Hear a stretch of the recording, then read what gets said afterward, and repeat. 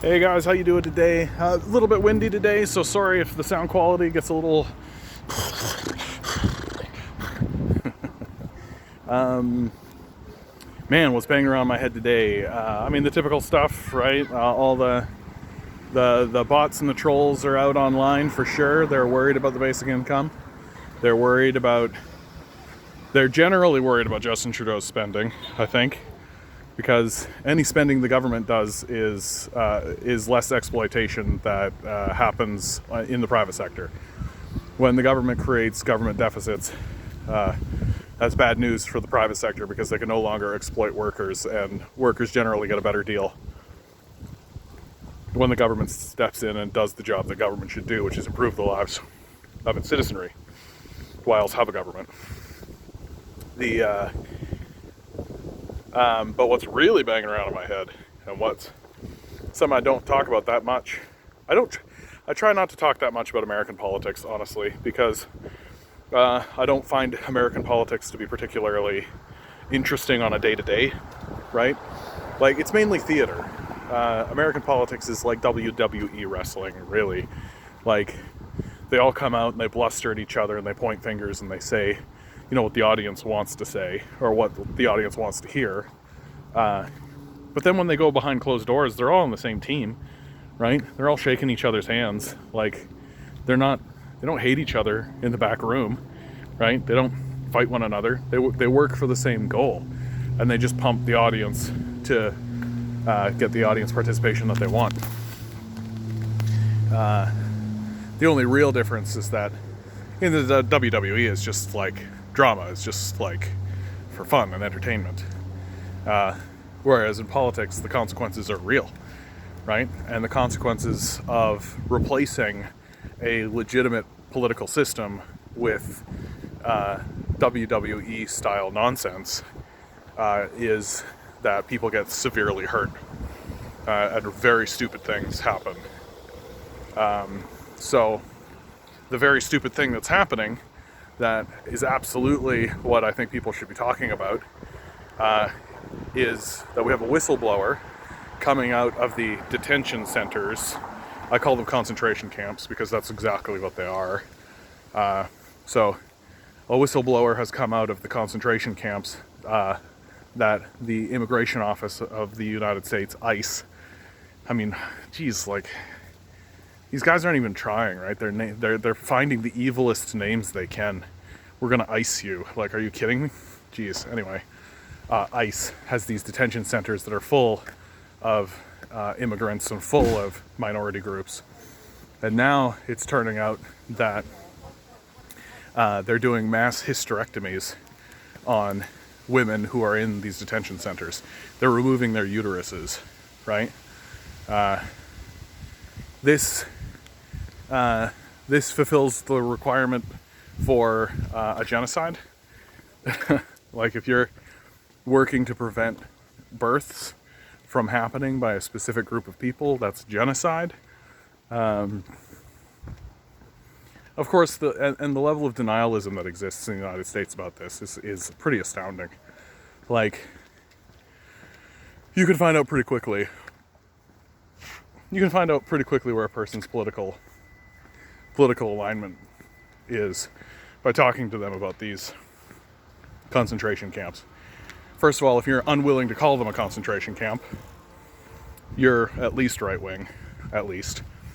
I feel like centrists at this, it should be just a completely centrist position to call a concentration camp a concentration camp.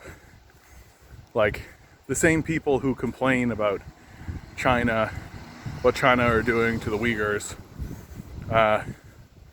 will completely deny their own government's actions in the same vein, right? Like, so it's very interesting how when it's foreigners doing it, it's the worst thing possible and we shouldn't trust them whatsoever. But when we do it, oh no, there's this, there's that, there's the other thing, and you have to understand there's this.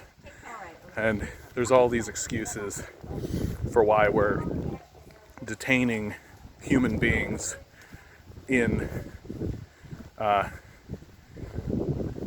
concentration camps. Like, there's just no other word for it. Prisons, if you like. But like these places are rampant with disease. Like, there are people who are only going to be willing to call these concentration camps once the mass executions begin. That's really what it's going to come down to. But mass executions only begin, really, when, like, under the Nazis, like the stories of the gas chamber and all this kind of stuff, that stuff only really began once the Nazis began to lose the war, right? Before they were happy to have these concentration camps. They were happy to have these work camps, right? You get cheap labor out of it. Just take a look at what the United States does to the black population in their prisons, right? This sort of extension of slave society into the prison system. So the same idea, the Nazis understood that's free labor, right? Like, you've imprisoned all these people. They only started gassing them once they started losing the war. And once they realized, there might actually be repercussions. And, it'll be embarrassing for Germany if people find out what we've been doing. And this, that, and the other thing. And this is how the Allies find these camps, right? They find these camps mid-cleansing. And so the only way that the Americans are going to start doing the same thing to their detainees, to the people who they've put into these concentration camps, is if there is a legitimate force that is going to ensure that there is consequences for the existence of these camps. And then and once that begins, then they'll begin the cleansing, because they need to get rid of as much evidence as they possibly can. And hopefully there'll be no witnesses or survivors, right? And so, like, I understand why people have a hard time taking this seriously. I understand why people have really don't want to admit that America has concentration camps where they are keeping minority groups, where they are now doing medical experimentation, that meet the requirements for genocide, right? I understand why people want to deny that, because that's tough. That's tough. That's tough. If I found out that within driving distance of where I lived, there was a building where a minority group was just being kept because they had the audacity to try to get into Canada, and I found out that we were experimenting medically on them. No, I would never support. Like, I would be pounding the pulpit on that. I'd be screaming my head off about that. Any politician that attempted to downplay it, I would call a fascist, and I would be right. Any organization that attempted to downplay or dismiss it, I would say they were colluding with fascists. And I mean, the reality is that that's America. Like, America is a fascist state. People, the one thing that people have said to me consistently enough that I think I've got to respond to it is that, well, fascism is defined by the fact that it devolves into a dictatorship, right? That is one of the defining characteristics of fascism, that it breaks down its democracy and it becomes a dictatorship. And I think that is actually not exactly accurate, and also not exactly, like, fascism can evolve itself, and it doesn't have to exist under a singular leader, right? That if the fascists structure their democracy so that the only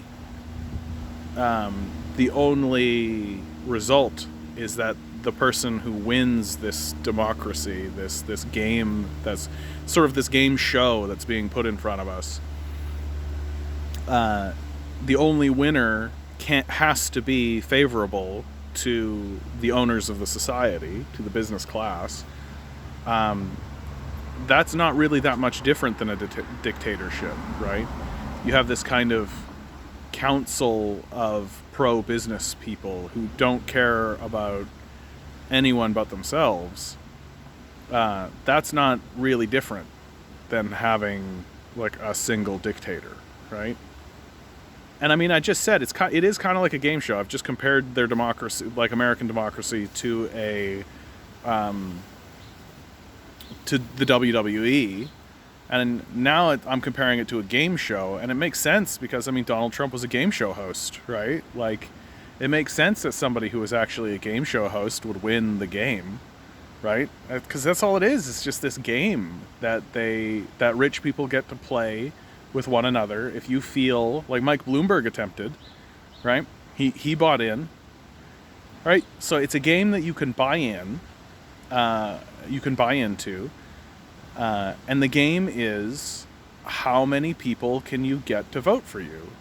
But if you're not rich, like if you're not rich and in favor of the corporate state and the fascist state that exists in America, you're not going to win that race. You're just not. Like, there's so many ways that they can prevent you from winning that race. And I've said it over and over again. Even if the populace managed to organize itself, and even if it managed to get behind a single candidate, like, let's go crazy and say like AOC, right? She manages to galvanize the public enough so that she becomes and somehow manages to overwhelm the superdelegates, and somehow manages to get through, and just has such an overwhelming presence that she becomes the nominee for the Democrats. And then let's say she's going to go up there and she's actually going to make it happen. Let's say that she manages to do all of that. Well, the big threat is that they'll just do away with the system then, right? They'll just stop playing the game. And they'll just go, oh, okay, so that game's no longer working for us, so we'll remove it and just rule without it.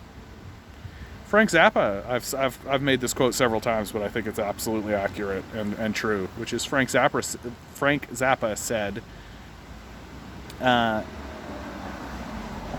once the system becomes more expensive to maintain than it's worth to have, they'll just clear the stage, move all the furniture off, pull back the curtain, and you'll see the brick at the back of the theater.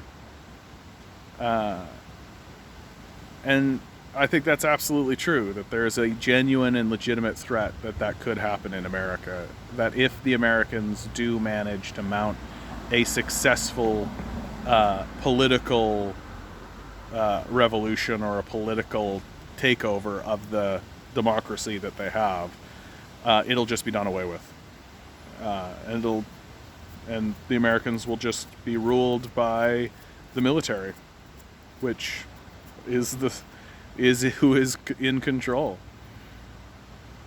So I don't see that there is. And of course, it's completely possible that the military, like, Americans also do have this sense of duty and honor and militarism built into their military. So it's completely possible that they'll just be like, nope, that person won. They're the commander in chief now. You know, they do have that attitude about them. That, no, that's the person who won the election. That's the person we're going to follow. And this idea of getting rid of the democratic system, I mean, that could cause an insurrection within the military all by itself. So that's also possible. But lots of uncertainty. But one thing that is certain is that the game is rigged, right? The American system is rigged. And the result is fascism. They have concentration camps. They're engaged in a world war. Right? We're not talking about it as if it's a world war, but it is a world war. It absolutely is a world war. They're engaged. They're engaged in 7 different conflicts. The Chinese have now begun to get involved in it. The Russians have been involved in it off and on, right? But they're not like. here in Canada, we're Saudi arms dealers, right? Like the Saudi Arabians get their weapons from us, so that they can go into Yemen and Oman and commit genocides there. The Canadians are not innocent, right? In this global conflict, which is exactly what it is. And as the Americans, as their power begins to recede, and as it becomes impossible for them to maintain this death machine that they've created, the Chinese will step in, the Russians will step in, right? The Chinese and Russian oligarchs will join the theater of war, right?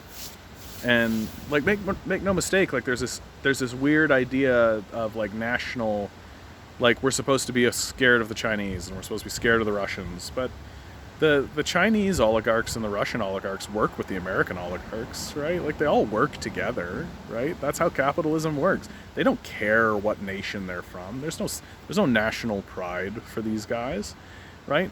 The society is being divided into the rich and the poor, and it really is that simple. Like there is no nation. There is only capitalism, and as we progress, it's going to become more and more obvious that that's the case.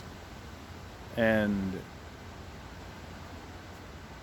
fortunately, here in Canada, just to touch back on Canada, we do have a semblance of a functioning democracy. We do have multi-parties, which allow us to threaten, which allow us to force our politicians to actually respond to the will of the populace, because we can abandon parties, and we've done it several times in my lifetime, several times.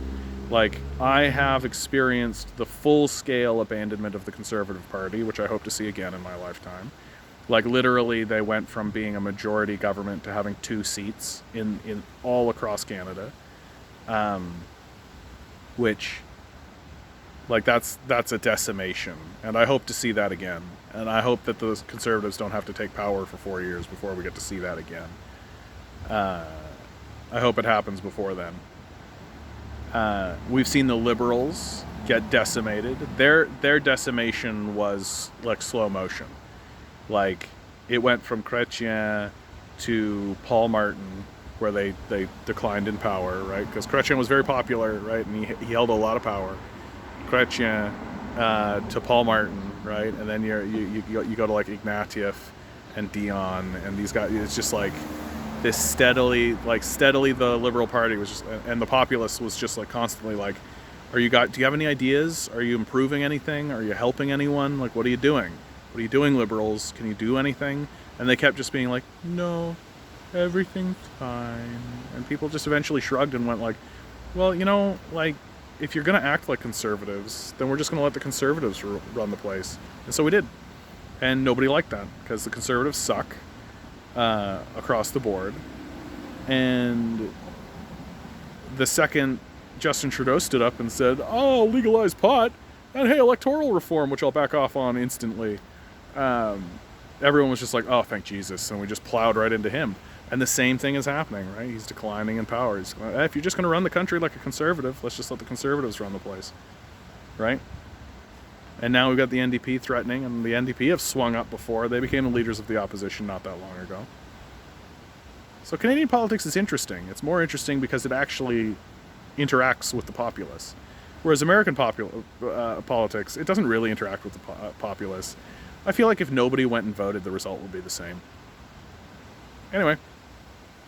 That's the end of me, guys. Like, share, subscribe. Give the video a like. It makes me happy. Give the video a subscribe. That makes me really happy. And share it around so that I can get more people liking and sharing and subscribing. And leave a comment. I love it when people leave a comment. It really is a high point of my day to hear what you guys have to say. And it helps me with these videos because it gives me something to talk about. All right, guys. I love you all. Good luck. Have fun. Go meet your neighbors.